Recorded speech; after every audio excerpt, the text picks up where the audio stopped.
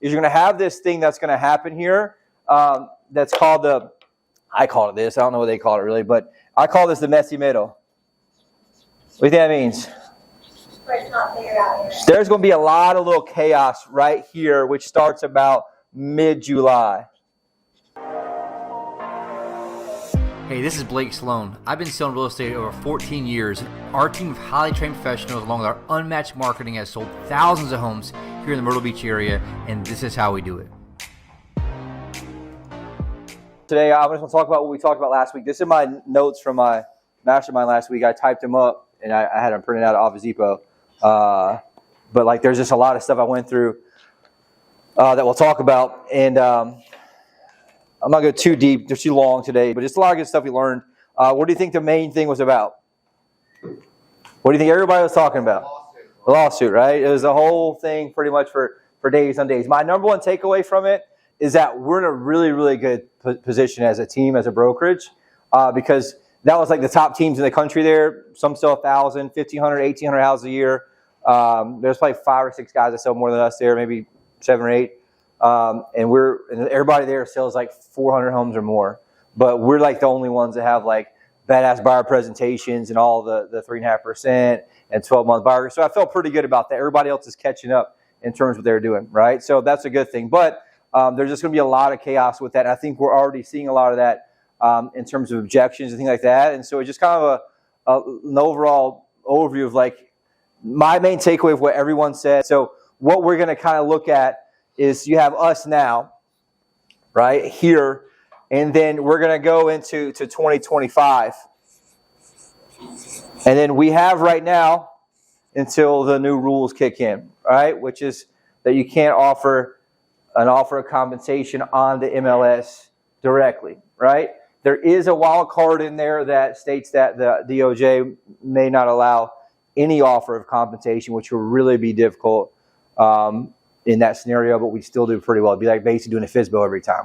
But I don't think that it got the preliminary approval last week, so we're hoping that that shouldn't be a problem. And what's going to happen is there's going to be a lot of chaos here because no one knows what to do. Like all these rules, like where you have to have a buyer agreement before you go into a house, right? No one knows, like there's no way to even enforce that, right? So a lot of people are going to still do what they've always done, which is what?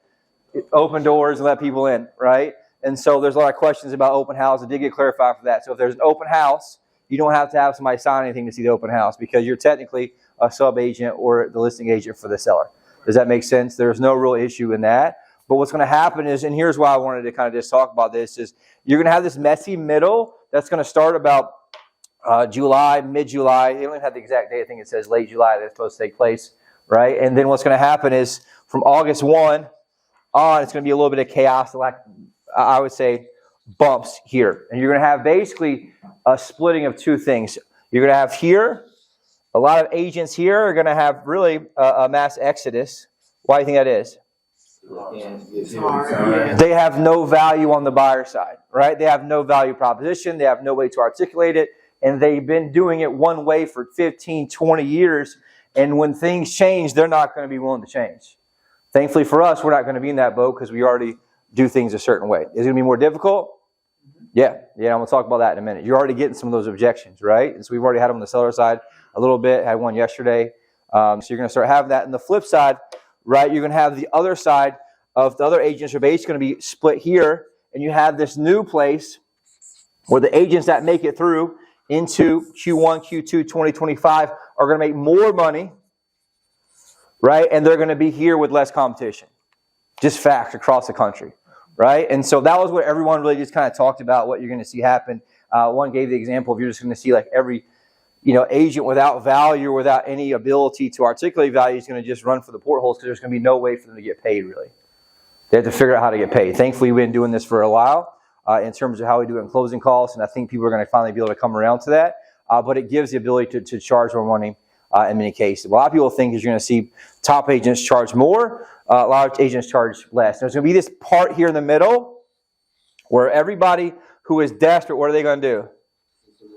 They're going to drop their pants and try to offer the lowest amount they can. They're going to say, hey, seller, I'm going to list your property at 2%, and we're going to let a buyer bring their own fee, and then what's going to happen is the property is going to sit there. It's not really going to sell, right? And there's going to be a painful period where you're going to call people in the beginning. There's not going to be any co-brokes and that until the marketplace does what?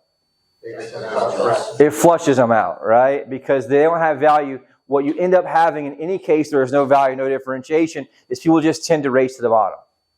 It's just natural in business, right? And the number one way to die in business is race to the bottom. Because what happened is if you do things based solely on price, the only thing differentiating you is price. And so the only place for you to go is where? To the bottom. And then you get to the bottom and obviously you got a business. The only difference is in real estate, it's going to take a little while because a lot of people who sell 3 to 4 houses a year, they don't really know anyways. They're just going to obviously do the 3 to 4 houses. It's going to take probably 1 to 2 quarters.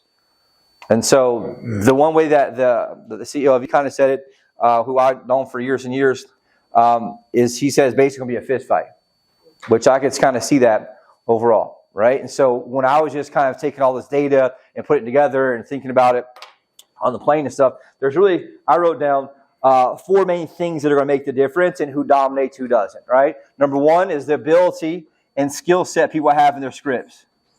Why is that, you think? Any idea?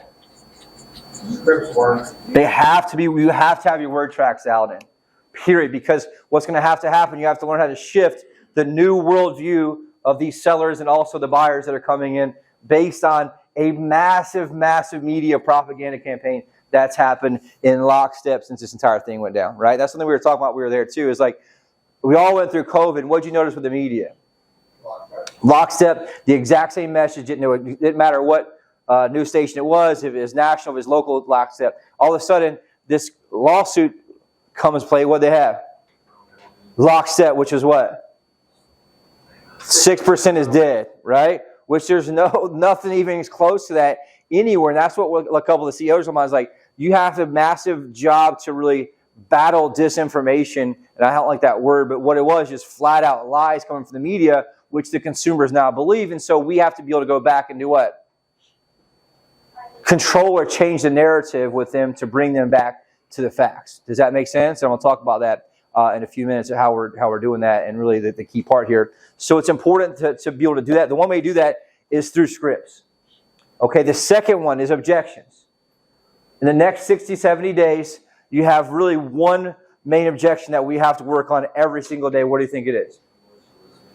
I'm going direct listing agent. I don't need a buyer's agent. Right? Which is important, which we know about this. Right? It's going to be over and over and over and over. Right? That's one misconception people took from this lawsuit. I'm not sure what you may have read, but you never had a buyer's agent. You could always put $1. But the reality is no one put $1. You know why? Because it doesn't work. Because if you don't pay a buyer's agent, guess what? You don't get to your house. Buyers. And so the reality is if you want a buyer to your house, we got to do something to them. What do you think it is? We got to entice them, which means you got to pay them something. And so although the news media has spread lots of lies that aren't true about the changes, the only thing that actually changes is they can't publish the compensation in the MLS. But let me ask you, do you think the buyer still cares about what they get paid? So you're going to perform a surgery not knowing what you get paid on it? Nope, never. You never are, right? So the first thing a buyer's agent is going to do is call you and call me and figure out what the co-broke is. If I say 0, what do you think he's going to say? Or she's going to say? Yeah, F you, buddy. And they're going to tell them your house has mold, go somewhere else. Right? Whatever it is. And so we got to get very, very good at this. And so we have one goal the next 60 plus days is to what?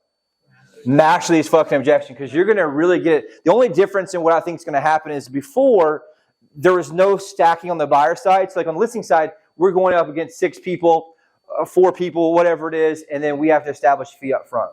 So we're kind of already used to that, right? It's very competitive. On the buy side, you should never be competitive at all. Does that make sense? And so now they're questioning your cost and your value, and so all we got to do is just slow down. And the only thing that you got to be able to do is get to where you can get face to face and do the presentation.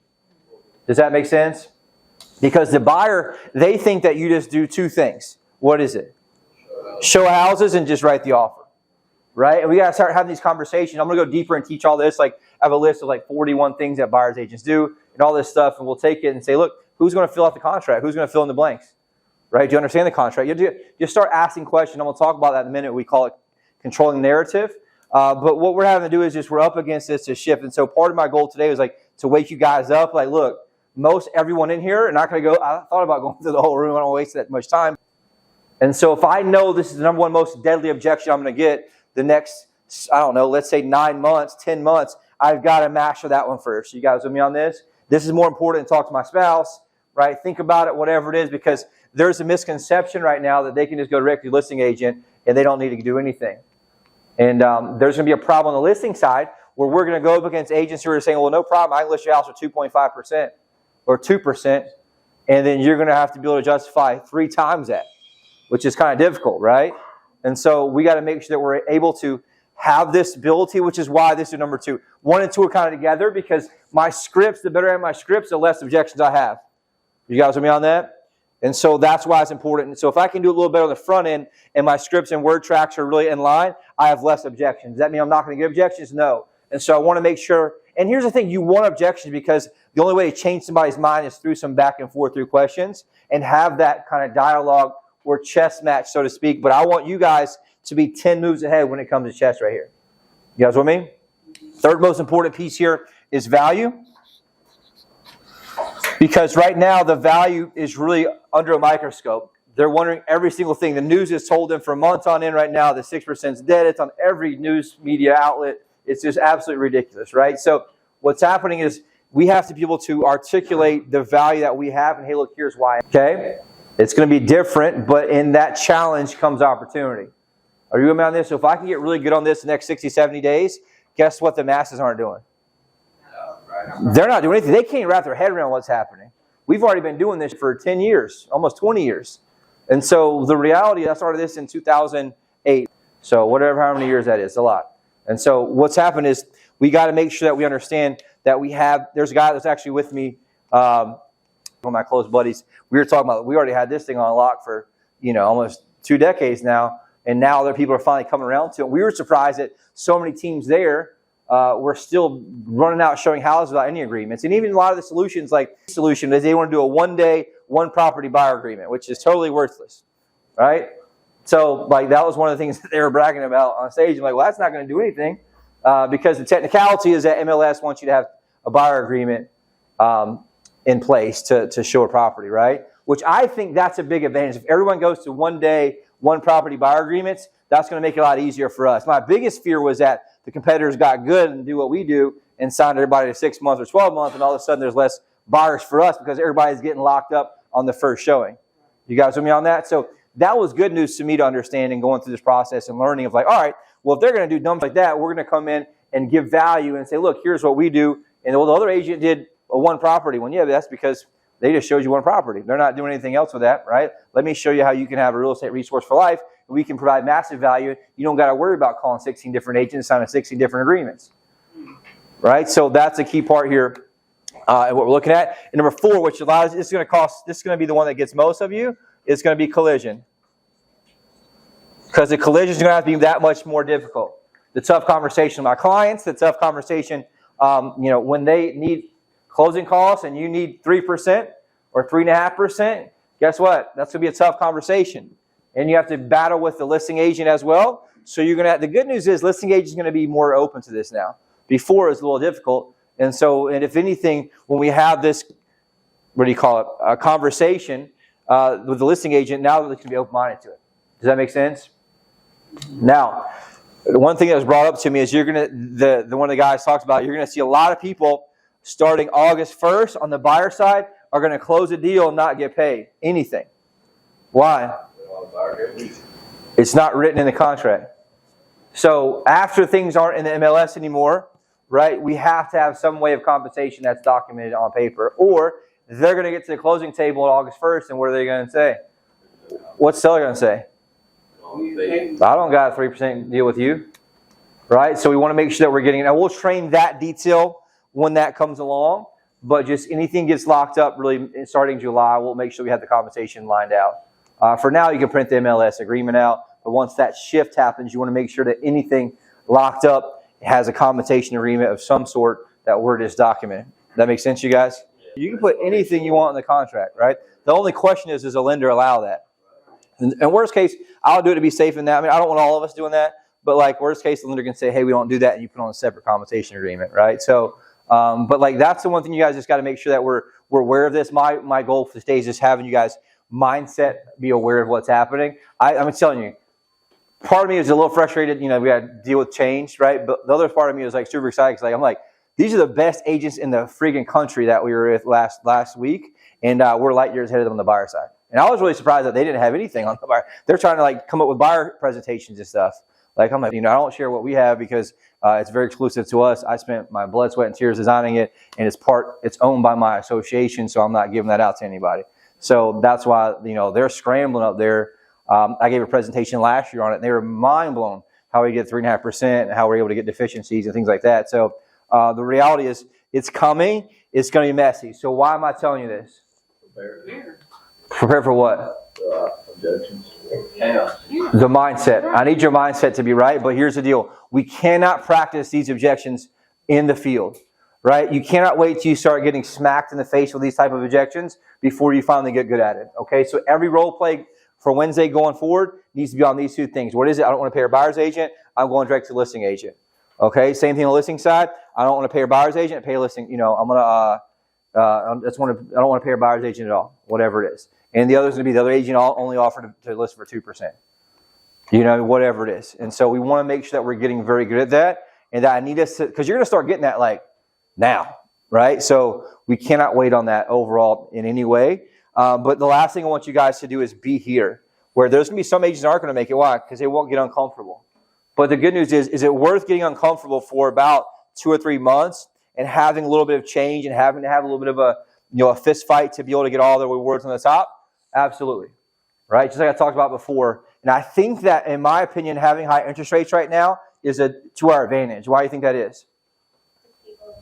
There's less buyers and the people aren't going to sign. If rates were low and the market was super hot, they wouldn't need buyer's agents as much. Does that make sense? Because the seller can pay almost nothing and people are still going to buy it because there's still such a massive shortage. And so I think the timing is actually pretty decent because we have the ability to have kind of almost a little bit of a buyer's market. Inventory is a little bit higher. It's not a pure like frenzy like before. This shit would happen 2 years ago when it was a frenzy. They would just screw you over in 2 seconds, go buy it direct to the listing agent and pay $20,000 over and not care about it.